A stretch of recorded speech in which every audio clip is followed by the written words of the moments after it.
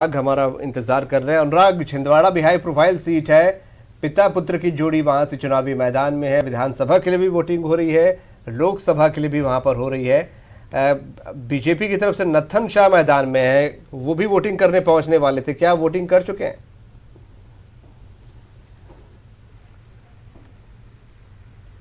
देखिए, नत्थन शाह अब से कुछ ही देर के बाद अपने मत का इस्तेमाल करेंगे। जुन्नार देव में उनका पोलिंग बूथ है, वहां पर वो अपने वोट डालेंगे। उससे पहले उन्होंने अपने घर पे पूजा अर्चना की है और इस बात की कामना की है कि छिंदवाड़ा सीट पर कमल खिले। इस बात की उन्होंने कामना की है और कुछ ही देर के बाद वो अपने मत का इस्तेमाल करेंगे। लेकिन सबसे जो दिलचस्प बात है कि यहाँ से दो सीटों का इस बार चुनाव है। एक तरफ तो छिंदवाड़ा लोकसभा सीट के लिए चुनाव हो रहा है, तो वहीं छिंदवाड़ा विधानसभा सीट के लिए भी यहाँ पर चुनाव हो रहा है। और यदि बात करें छिंदवाड़ा विधानसभा सीट से बीजेपी प्रत्याशी विवेक साहू की, तो वो भी अपने मत का इस्तेमाल करने के लिए पोलिंग बूथ पर पहुंच रहे हैं और कुछ ही देर के बाद वो भी अपने वोट का इस्तेमाल करेंगे। और यदि कांग्रेस के प्रत्याशियों की बात करें, कमलनाथ और नकुलनाथ की यदि हम बात करें, तो वो भी अभी करीब 8 बजे अपने घर से निकलेंगे और जो शिकारपुर में पोलिंग बूथ है वहां पर अपने वोट का इस्तेमाल करेंगे। कमलनाथ के साथ उनका पूरा परिवार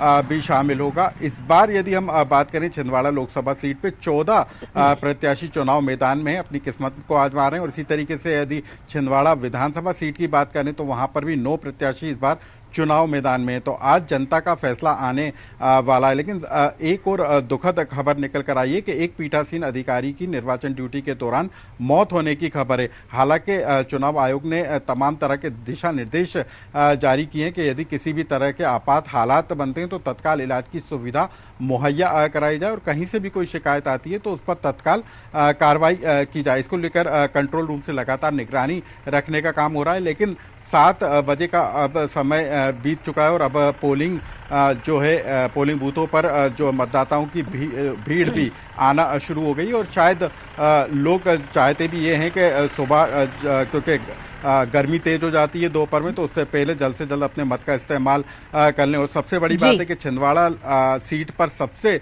ज़्यादा वोटिंग होती रही है। रिकॉर्ड वोटिंग छिंदवाड़ा में दर्ज होती रही है। चाहे 2014 के चुनाव की बात कर लें, 2018 में 80% से ज़्यादा वोटिंग छिंदवाड़ा में दर्ज हुई थी। और इस बार भी इसी बात की उम्मीद है कि जो दोनों सीटों पर जहां चुनाव हो रहा है उसमें भी इस बार रिकॉर्ड वोटिंग हो सकती है। जी बिल्कुल अनुराग। और